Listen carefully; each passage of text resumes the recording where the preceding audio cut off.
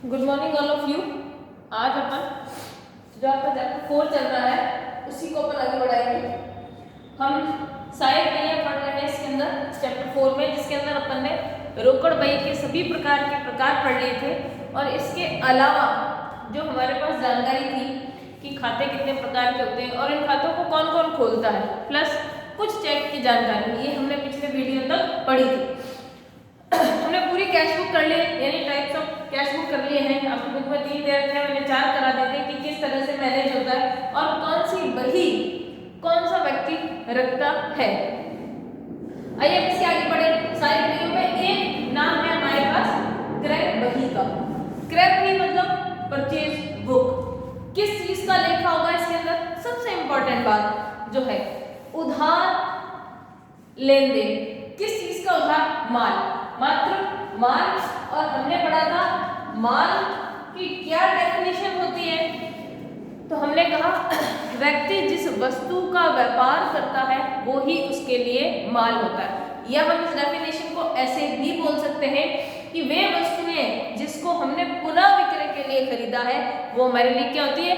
माल होता है। चाहे अगर आपका फर्नीचर का बिजनेस है तो अगर आप फर्नीचर खरीद कर बेचते हैं या बना कर बेचते हैं तो वो आपके लिए माल है, वो आपके लिए क्या है? माल है। लेकिन अगर यही फर्नीचर किसी जो है किराने वाली दुकान ने फर्नीचर बनवाया है या कोई टेबल ली जिसमें कंप्यूटर रखेगा तो वो उसके लिए माल नहीं है, क्योंकि वो उस कंप्यूटर को वो इस टेबल को कंप्यूटर रखने के काम में लेगा जहाँ वो बिल बनाएगा, यानी उसके लिए वो एसेट्स होगी। तो हम क्या कह सकते हैं? देखो, वही चीज किसी और के लिए माल है तो किसी और के लिए एसेट्स है। तो हमें सीधी सीधी एक डेफिनेशन रखनी है कि माल उस व्यापारी के लिए माल वे वस्तुएं कहलाती है जिसने जो उसने पुनः विक्रय के लिए खरीदा है या जिस वस्तु का वह क्या करता है? व्यापार करता है, उसको क्या कहते हैं? माल। व्यापार में आने वाली वे वस्तुएं जिनको पुनः विक्रय किया जाएगा वे सभी वस्तुएं माल कहलाती हैं। या हम और शॉर्ट में बोल सकते हैं कि व्यापारी जिस वस्तु का जो है व्यापार करता है वो उसके लिए क्या है? माल। जैसे जूतों वाले की दुकान के लिए जूते माल है, किराने वाली दुकान के लिए जो किराने का सामान है वो माल है। आपने लोगों को कहते हुए सुना होगा, किराने की दुकान है, अगर वहाँ कुछ आया है सामान, मान लीजिए आटा कुछ भी आया है, तो दुकान वाला ये कहता है माल आ गया, उतार ले। अगर आप जूते की दुकान पे गए हो और उसका कोई पार्सल आया या टैक्सी से लोडिंग सामान आया, जूते ही आए हैं, लेकिन वो ये नहीं कहेगा कि जूते आ गए, वो ये कहता है माल आ गया। ठीक है। कपड़े की दुकान पर आप चले जाइए तो आपको क्या कहता है? अगर आपको आपकी इच्छा अनुसार माल नहीं मिला यानी कपड़ा नहीं मिला तो वो यही वर्ड काम में लेता है, नया माल आने वाला है, आप फिर आइएगा 10 दिन बाद। तो देखिए इसका मतलब क्या हुआ? माल प्रत्येक के लिए अलग अलग चीज है और वो कौन कौन सी वस्तु है?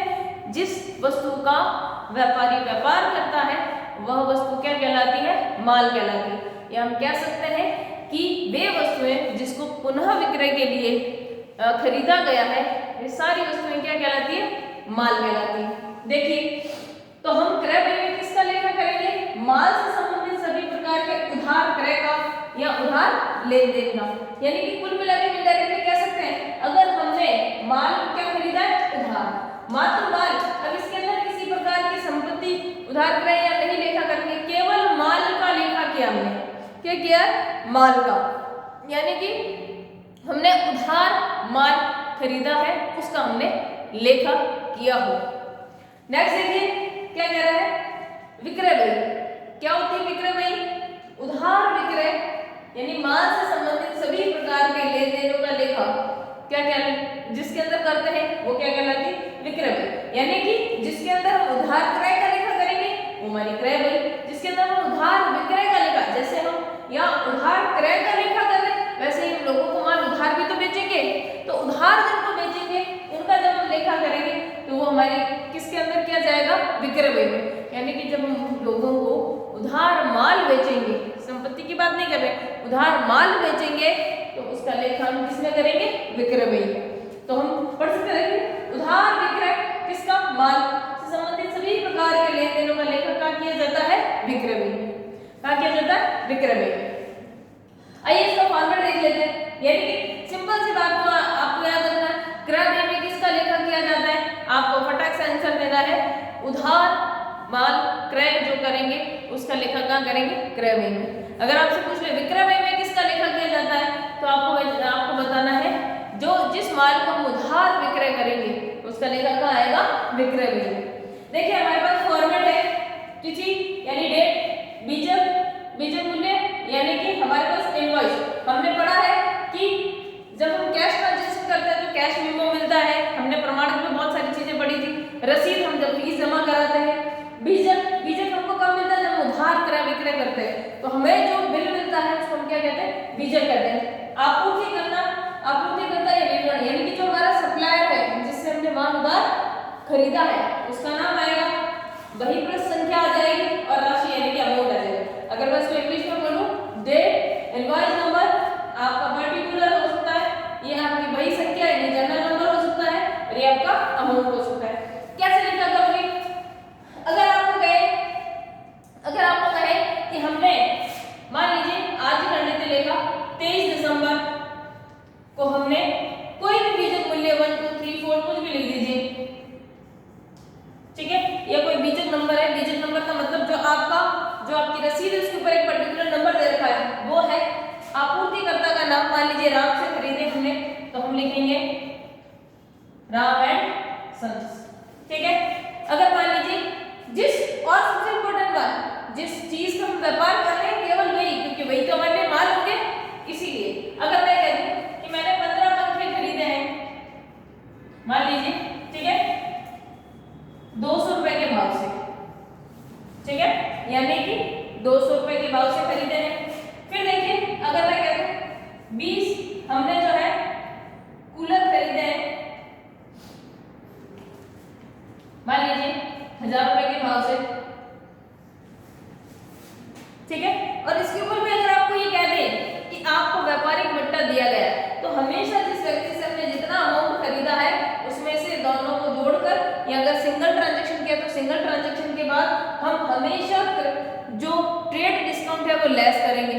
क्या करेंगे, ट्रेड डिस्काउंट को लेस करेंगे। और किसी भी प्रकार का एक्सपेंसेस है तो उसको हम क्या करेंगे, ऐड करेंगे, ठीक है।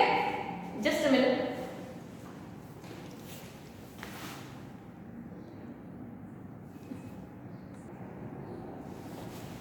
तो हम उसको क्या करेंगे, ऐड करेंगे। यानी कि अगर किसी भी प्रकार का डिस्काउंट ट्रेड डिस्काउंट है तो वहां यहाँ पर यानी कि व्यापारिक भत्ता है तो यहाँ पर लेस होगा, और अगर किया गया किसी प्रकार का खर्चा है तो वो इसके अंदर क्या होगा, ऐड होगा। तो देखो अगर हम इसको करते हैं तो हमारे पास टोटल कितने हो गए, देखो रुपए, यानी कि इसके हो जाएंगे 3000 और इसके हो जाएंगे 20000। और अगर आपको कहता कि इस पर हमने व्यापारिक भत्ता दिया है 10%, कितना दिया व्यापारिक भत्ता 10%, या हम ये कह सकते हैं राम एंड सन्स हमको व्यापारिक भत्ता दे रहे हैं 10%, तो हम क्या करते हैं, यहां से घटाएंगे,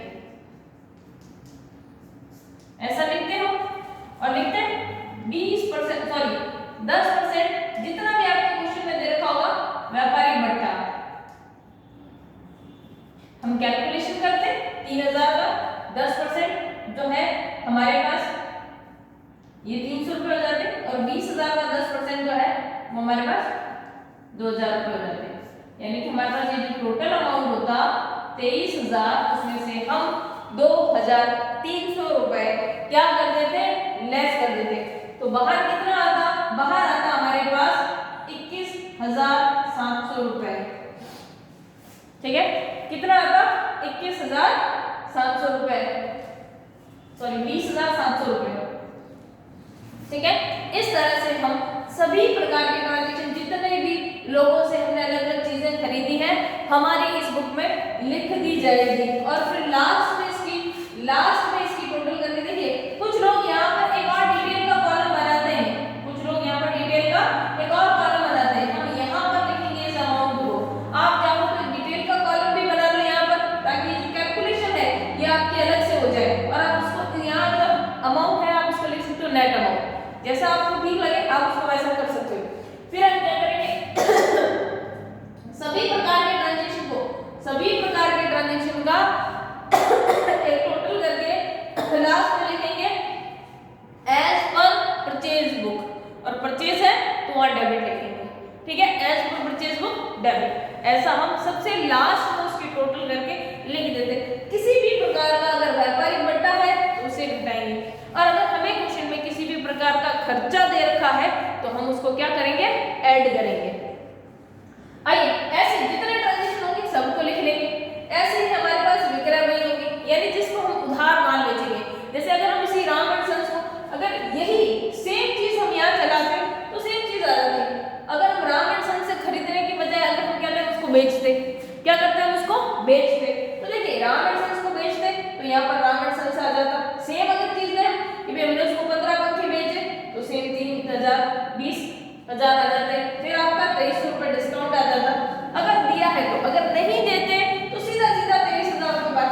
जरूरी नहीं है कि व्यापारिक बट्टा दिया जाए, दिया भी जा सकता है और नहीं भी दिया जा सकता है, कोई जरूरी नहीं है कि दिया जाए। लेकिन कुछ क्वेश्चन में आपका होगा कहीं ना कहीं अगर व्यापारिक बट्टा दिया जाता है तो आप उसको क्या करोगे, लेस करोगे, और अगर किसी प्रकार का खर्चा है तो उसको ऐड करोगे। तो देखिए यहाँ पर भी अगर हमने यहाँ पर तो हम क्या कर रहे थे, हम लोगों से खरीद रहे थे परचेज बुक की, तो हमें व्यापारिक बट्टा क्या होता था, मिल रहा था। यहाँ पर हम क्या करेंगे, लोगों को देंगे, लोगों को व्यापारिक बट्टा देंगे, क्योंकि ये कौन सी बही है, विक्रय बही। क्या है, विक्रय बही है, इसीलिए बस ये दो चीजें हैं।